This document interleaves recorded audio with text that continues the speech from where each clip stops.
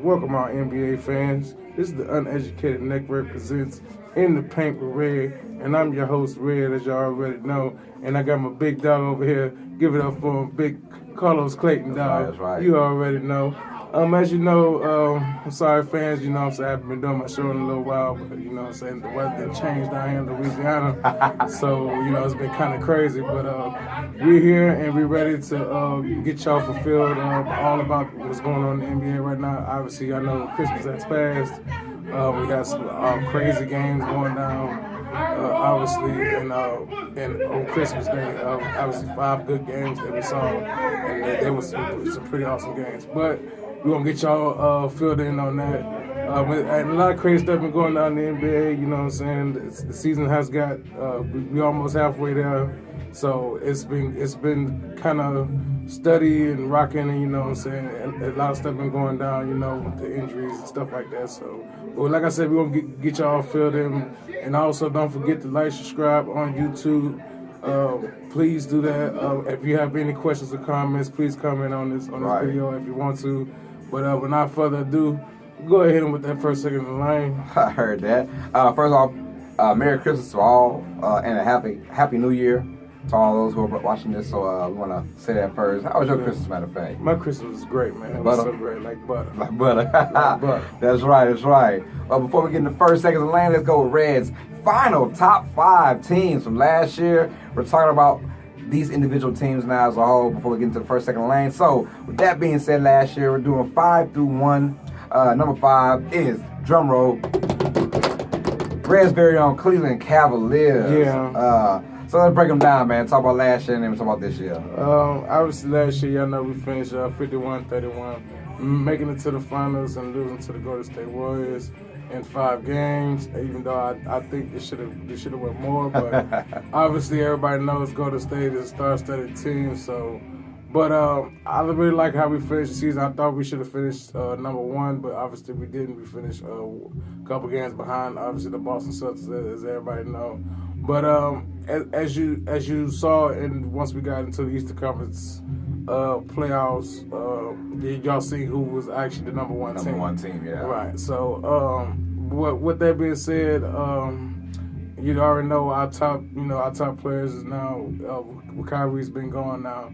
We have Isaiah Thomas, LeBron James, and Kevin Love, obviously, and we added some nice additions during the offseason: Dwayne Wade, Derrick Rose, and Jeff Green. I think Jeff Green's been amazing what he's been doing coming off the bench, and obviously we have Kyle Korver. He's been shooting lights out. I really like that. Dwayne Wade, he's been kind of iffy for me. You know what I'm saying? Yeah, he have his good games and he have his bad games. And it's just mostly I'm like, man, just hang it up. And sometimes I be like, okay, cool, you all right. But I mean, we finished, like I said, second in the Eastern Conference, and I really think we still have room for improvement. I mean, obviously this year we're starting off kind of slow, steady, then we go on a win streak, and then we still slow and steady. But I really think we can get back to where we need to be as far as that championship caliber team. 24-11 right now, but ironically they find themselves still in second place behind Boston Celtics. Speaking of that Boston Celtics team, they are number 14, the Boston Celtics right now. So let's break them down right now. What's going on with them from last year to this year? Boston Celtics, as you already know, they made the trade. They have Kyrie Irving now. I really like what they did with the rookie that they drafted, Jason Tatum. I think he's a great development on that team. And then they drafted Jaylen Brown. I think he's been a great addition to that team, and I like what they're doing. At one point in time, they was the best team in the league. They had the best record and everything. So I like what they were doing at the time. But right now, it's starting to catch up with them a little bit. They are slacking off a little bit. But I mean, I can see this team, challenging the Cleveland Cavaliers in the Eastern Conference Finals to go to the finals. But I mean, I can't see them beating the Cavaliers, but I can see them giving them a good run for their money. Right.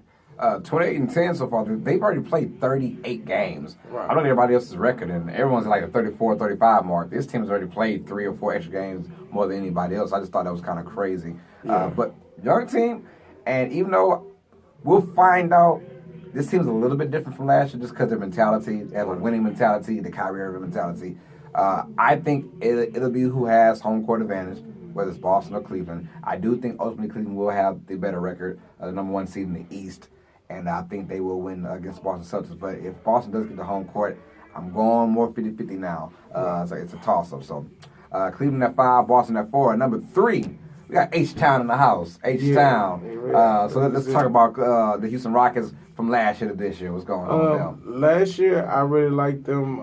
They was obviously a pretty good team last year. James Harden, when they did have a Patrick Beverly, they was more of a defensive, more run and gun type team. Mm-hmm. You know what I'm saying? Once they come down the court on offense, you know what I'm saying, be ready to put your hands up because they're gonna let it fly from deep. You know what I'm saying? They more of a quick pace, fast offensive type team, and I like that about them.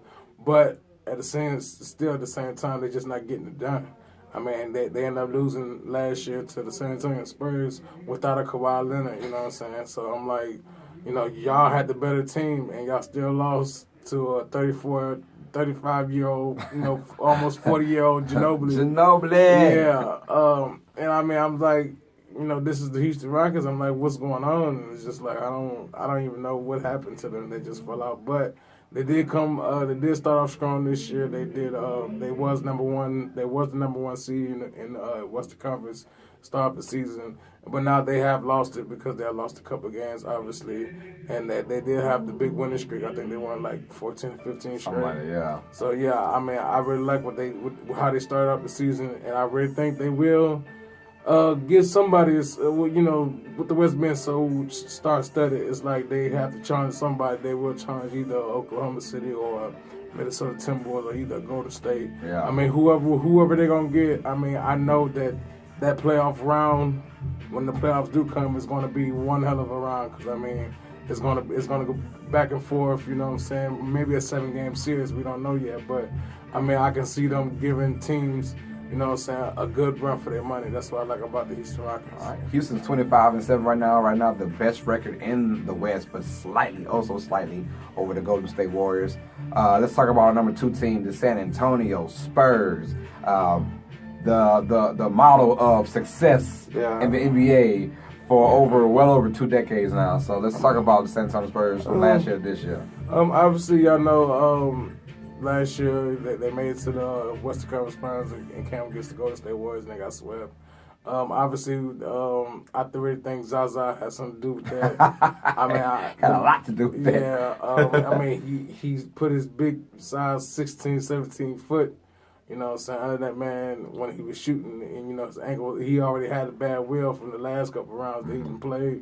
So he was just barely playing on the limb. But, I mean, it's just crazy. But like I said, though, I think that, you know, if he would never did that, the series would have been a much better difference. Because, like I said, the game 1 of that Western Conference Finals, they was up by like 20-some points. Like 28 or 26 points, and I was like, man, you know what I'm saying? They was gonna give them, you know, the Warriors at least a 6 or 7 game series. And I mean, once Kawhi went down, it was like, oh my goodness, like really, right? Yeah. Well, they're 24-11, and all this pretty much without Kawhi. So this tells you how good that franchise has always been. Pop has all these guys just playing big. LaMarcus Aldridge has been playing better lately from last year to this year. We know that. We'll talk about Kawhi Leonard in just a few minutes. But let's go with the number 1 overall team from last year and basically for the last couple years now. The Golden State Warriors, Reds nemesis. Yeah. So let's break them down from last year to this year because it looks like it's only getting better. It's only getting better. Obviously, you know, during the offseason, the Golden State Warriors, they signed Kevin Durant, and, you know, they already had Stephen Curry, Klay Thompson, Draymond Green. And, I mean, with him signing with them, it's like, it's not a good team. It's a great team. You feel what I'm saying? So I kind of feel like, and then plus, like I said, last season they won 73 games before, you know what I'm saying, he went to that team. So that team was already good and great. It's just, now they just got even just better. And, I mean, don't get me wrong, I like the team. Don't get me wrong. You know what I'm saying? I like what they're doing, but, I mean, it's making it hard for all the other teams that want to win too. You know what I'm saying? Right. Because you got to go through 4 All-Stars just to try to get a ring, and I mean, you only got 3 or 2, and that's just not gonna work. You know what I'm saying? And you know, obviously, I give my shout outs to Draymond Green being Defensive Player of the Year. I mean, the man is a beast on defense. I've seen him play against the Cavs the other day, and the man was really playing some really hard grinded out defense, and that's what I like about Draymond. But obviously, everybody says that the Cavs, I mean that the Warriors will struggle without Stephen Curry, and like I said, man, it's not a difference. I mean, like I said, I understand that the Curry is out, but I mean that team is just so star-studded to where they don't really need. If they lose one person, they're still going to be fine. You know what I'm saying? If they lose 2, they might struggle a little bit, but they're still going to be fine. You feel what I'm saying? But I mean, that's just how good the Warriors are. You know what I'm saying? And the coaching staff, and I mean, all the way down to the top line, they are just that good. Yeah, correction, and Golden State is actually number 1 seed by a game and a half. Same loss record, but 3-game difference when it comes down to the winning record. So with that being said, Golden State is still, look, all these trades went down, all these moves in the offseason, and the one constant was the Warriors didn't lose anybody significant. They didn't lose anybody. So you figured all those moves, you still probably didn't do enough to beat the Golden State Warriors. We will find out in June. But so that's it with our top 5. That we broke down every team over the last couple episodes. So if you haven't seen our past episodes, check those out to see who was on the list and how we talked about them from last year to this year. Cleveland at number 5, Boston number 4, Houston number 3, San Antonio number 2, and the Golden State Warriors rounded all up at number 1. So that being said, Red, let's go ahead with the first second in the lane. We want to talk about Kawhi Leonard. He was out basically the whole entire year. He just came back recently. I believe he's played 1 game so far, or 2 games. I think it's 1 or 2. One game, something like that. But he came back, and I think in that 1 game he had 21 points in 26 minutes of playing time. So Kawhi's steadily going to get in there, and the Spurs are already good without Kawhi. So you can only imagine them with Kawhi. With that being said, how do you feel about his comeback? And what does he have to do to prepare himself to get back into shape to make a deep run against the Golden State Warriors? I really think that his comeback has been very good. I'm glad that he's back. Obviously, he just had to shake off the little rust that he had being out for a period of time, you know what I'm saying, with the injury and everything. I think he will make an impact once he does come back from getting back into game shape and get back into his mode, you know what I'm saying, and get back to winning. I really think that San Antonio Spurs is going to be all right, and obviously you have to throw Coach Pop in there because I mean he the man. He basically like the Bill Belichick. Yeah, that's what I call him. I mean I don't know about anybody else, but I call him the Bill Belichick of the NBA. But I mean I really think that his presence on the floor and him showing that he can be a leader of that team, I really think that they will challenge the Golden State Warriors maybe in the second or third round, and they won't get swept this time. Not this time. I don't think this time. Nuh-uh. If he's fully healthy and ready to go, the Spurs will not get swept. Believe that. Well, look, Kawhi is arguably the second or third, or some people even first, the best player in the game. So him coming back is going to make a big impact. Right. And the crazy part is that Golden State and Houston haven't really done damage without them. I mean, San Antonio is still only like 3 games back from each team, right. With a ton of games to go left in the season. So that number 1 seed is still up for grabs when we thought that the Warriors would kind of run away with the number 1 seed. But Houston and San Antonio have been playing their part, and they're still there through this whole entire time. Right. Let's talk about a little subject, this guy that we want to talk about, but he hasn't done anything crazy on the court, but everything on the outside of it, whether it's his father, his brothers, stealing and, getting kicked out of school, not kicked out, but, being taken out of school. Lonzo Ball has finally had an NBA problem, on the court problem. Shoulder injury, which isn't a big one. He should miss about a week, they said. My thing is it coming a little bit too much for Lonzo Ball? Is the attention that we're giving him? Is it too much or is it still warranted?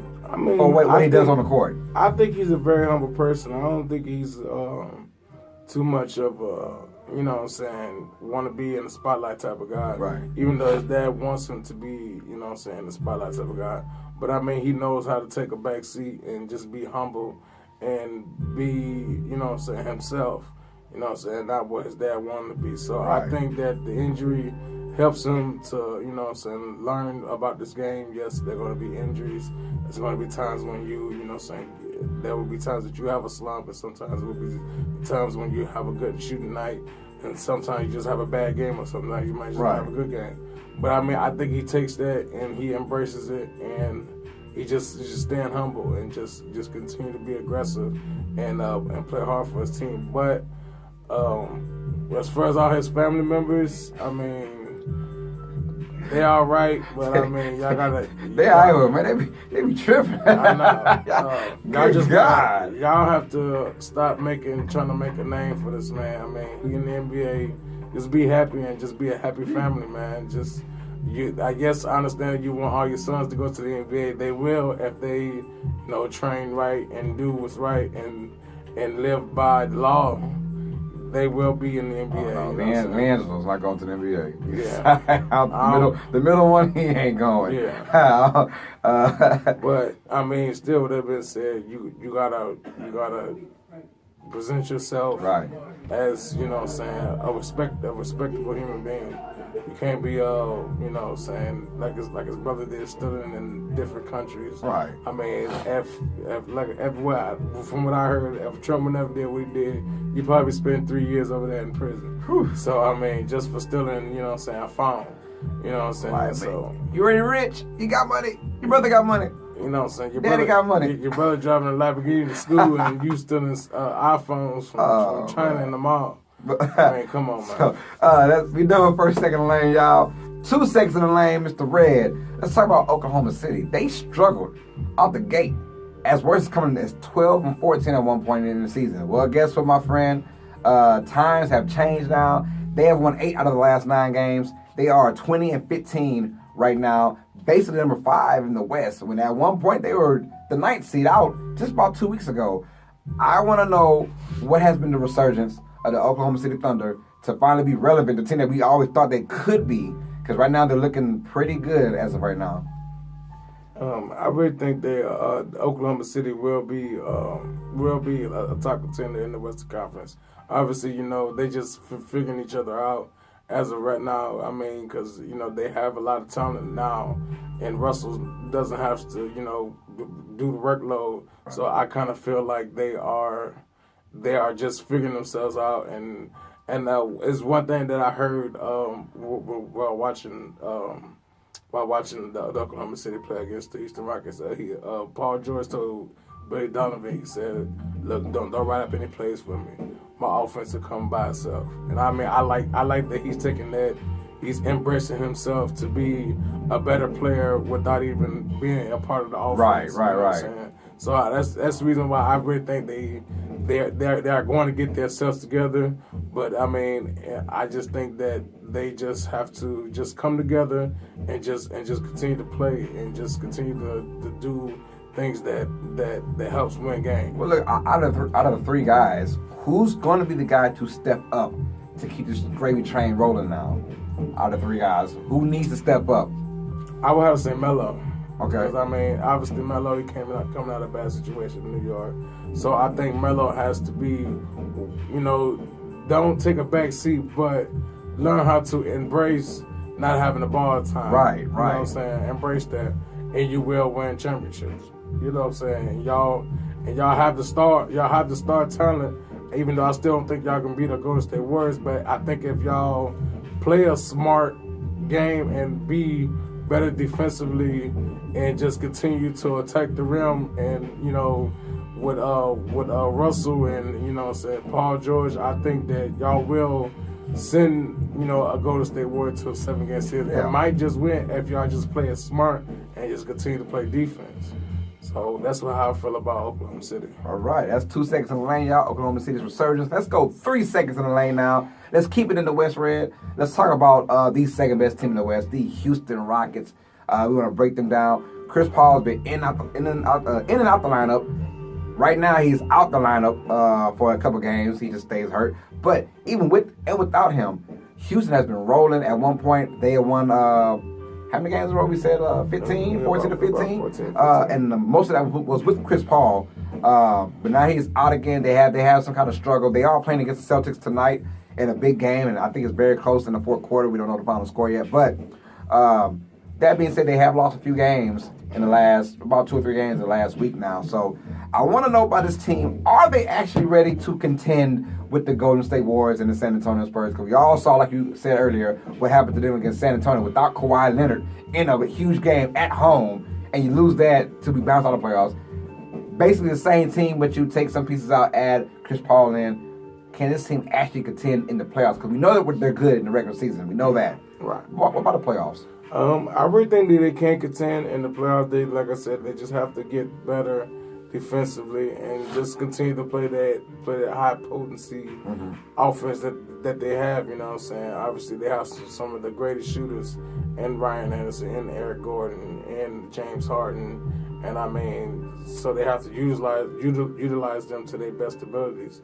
You know, obviously, you know, Ryan Anderson, he's going to get you at least three threes a night, at least. I mean, because the man, if you don't guard him before he gets over half court, he's going to shoot. He's going to shoot. He's going to shoot. Shooting 35 yes. footers. You know what I mean? That man can shoot. I mean, but I mean, and what I like about Aaron Gordon too, he's starting to find his mojo because he's like mostly, yes, he's a great shooter, but he's starting to find that aggressive that he needs to, you know what I'm saying, you know, get the team, you know, to get the W for the team. Right. And I mean, I like what he's doing out there. Obviously, James Harden, he's gonna get his. Everybody knows that. Chris Paul just have to be a floor general and learn how to, you know, keep the offense at a high tempo offense. And I really think they will have a pretty decent playoff run. Obviously, you know, so you don't know how it's gonna go down because the West is just so star-studded. Anybody can win any given night. Right. So I mean, I just can't predict that they're gonna be in the finals or they're gonna beat the Warriors. I mean, I can't just predict that, but I mean, anything can happen any given night. But they just have to play. When they play, they just have to continue to play hard fought defense and continue the offense, just keep it rolling. Right. All right, y'all. That's 3 seconds in the lane. The Houston Rockets. So our first second lane was Kawhi Leonard, and we talked about Lonzo Ball's shoulder injury. 2 seconds in the lane, Oklahoma City's resurgence. 3 seconds in the lane, Houston Rockets. So now is what everyone's been waiting for, especially you. We kind of kept the Cavaliers talk on quiet for a second because we have about a good 7.5 minutes to talk. A lot of Cavaliers talk. Cleveland. Reds team, his big dogs, that's his ride or die. Right. Well, they had a big marquee game this Monday of Christmas. We all know Cleveland Cavaliers at the Golden State Warriors. Right. It did not go the Cavaliers' way, while losing 99-92. Tell me about the game. How did you feel? Some things you can improve on. Some things that you are actually decent at. Or are you comfortable with? Things we can improve on is obviously offense. We did play a good defensive game. I think the best defense. Well, some of the best defense that we have played against the Warriors. Obviously, they're still getting dunks in the lane, and that's just unacceptable. I mean, I like some of the matches that we have, but some of the plays that they run and we leaving people wide open is just not good.